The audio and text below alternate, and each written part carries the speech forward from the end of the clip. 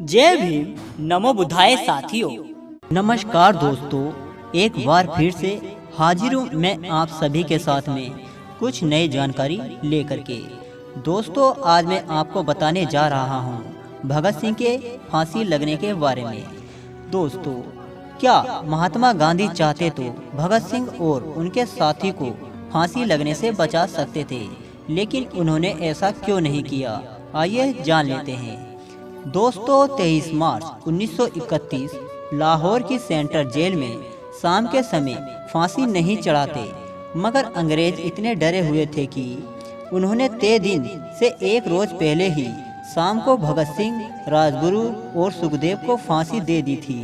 इसमें गांधी के आलोचक इन तीनों की फांसी का इल्जाम गांधी के माथे डालते हैं। तो क्या सच में ये फांसी गांधी की नाकामी थी? उन्होंने ऐसा क्यों किया? लोगों ने कहा कि हमें बहुत उम्मीद थी गांधी से, लेकिन इन तीनों नौजवान क्रांतिकारियों को लोग खूब जानने लगे थे। एक तो जेल में कैदियों के अधिकारों को लेकर चलाई गई उनकी लंबी भूख हड़ताल, और फिर कोर्ट ट्रायल के समय उनका विवाद, ये मामला बहुत चर्चित हो गया था। गांधी उस समय के सबसे बड़े नेता थे, सो लोगों ने उम्मीद लगाई हुई थी कि वो कुछ करेंगे। 17 फरवरी 1931 गांधी और वायसराय इरवनी के बीच बातचीत शुरू हुई। लोग चाहते थे कि गांधी तीनों की फांसी रुकवाने के लिए इरवनी पर जोर डालें और शर्त रखें कि अगर ब्रिटिश सरकार सजा कम नहीं करेगी तो बातचीत नहीं होगी। मगर गांधी ने ऐसा नहीं किया और यंग इंडियन में लिखते हुए उन्होंने अपना पक्ष रखा कि कांग्रेस वर्किंग कमेटी भी मुझसे सहमत थी।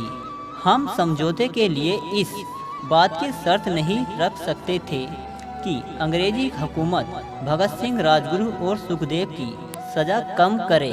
मैं वायसराय के साथ अलग से इस पर बात कर सकता था, और गांधी का मानना था कि वायसराय के साथ बातचीत हिंदुस्तानियों के अधिकारों के लिए उसे शर्त रखकर जोखिम में नहीं डालना जा सकता है। लेकिन गांधी ने वायसराय के सामने फांसी रोकने और टालने का मुद्दा कई बार उठाया। 18 फरवरी की इस बातचीत के बारे में बताते हुए उन्होंने लिखा है, इस मुद्दे की हमारी बातचीत से संबंध नहीं है। मेरे द्वारा इसका जिक्र किया जाना शायद अनुचित भी लगे, लेकिन अगर आप मौजूदा माहौल को बेहतर बनाना चाहते हैं तो आपको भगत सिंह और उनके साथियों की फांसी की सज़ा ख़त्म कर देनी चाहिए। वायसराय को मेरी बात पसंद आई। उन्होंने कहा, मुझे खुशी है कि आपने इस तरीके से मेरे सामने इस बात को उठाया है। सज़ा कम करना मुश्किल होगा, लेकिन उसे फिलहाल रोकने पर विचार किया जा सकता है। इरविनी ने सेक्रेटरी ऑफ स्टेट को भेजी अपनी रिपोर्ट में भी गांधी के साथ हुई इस बात का जिक्र किया। उनके मुताबिक गांधी चूंकि अहिंसा में यकीन करते हैं, इसलिए वो किसी की भी जान लिए जाने के खिलाफ हैं, मगर उन्हें लगता है कि मौजूदा हालात में बेहतर माहौल बनाने के लिए सज़ा फिलहाल मुलतवी कर देनी चाहिए। लोग आलोचना करते हुए कहते हैं कि गांधी ज़्यादा से ज़्यादा सज़ा को कुछ वक्त के लिए रोकने की अपील कर रहे थे, जबकि उन्हें सज़ा ख़त्म करवाए जाने या फिर उसके कम करवाने की कोशिश करनी चाहिए थी। मगर सवाल यह है कि क्या ये मुमकिन था? हम गुलाम देश में जी रहे थे। भगत सिंह पर सैंडर्स की हत्या का इल्ज़ाम लगा था। क्या अंग्रेज उन्हें माफ़ करके भारतीयों को ये संदेश देते कि उनके अधिकारी का कत्ल करने के बाद भी वो बच सकते हैं?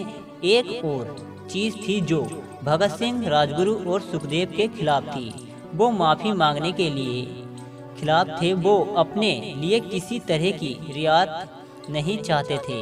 अंग्रेज चाहते थे कि इन तीनों को मिली सज़ा बाकी युवाओं को डराए, उन्हें संदेश दें कि अगर उन्होंने अंग्रेजी हुकूमत के खिलाफ हथियार उठाया तो उन्हें बख्शा नहीं जाएगा।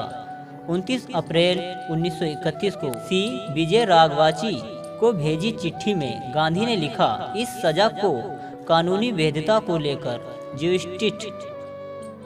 ज्यूरिस्टिट सर तेज बहादुर ने वायसराय से बात की, लेकिन इसका भी कोई फायदा नहीं निकला और अंत में गांधी ना तो भगत सिंह, राजगुरु और सुखदेव की सजा कम करवा सके और ना ही उन्हें फांसी से बचा सके। तो दोस्तों, आपको यह वीडियो पसंद आया हो तो वीडियो को एक लाइक जरूर कर दें।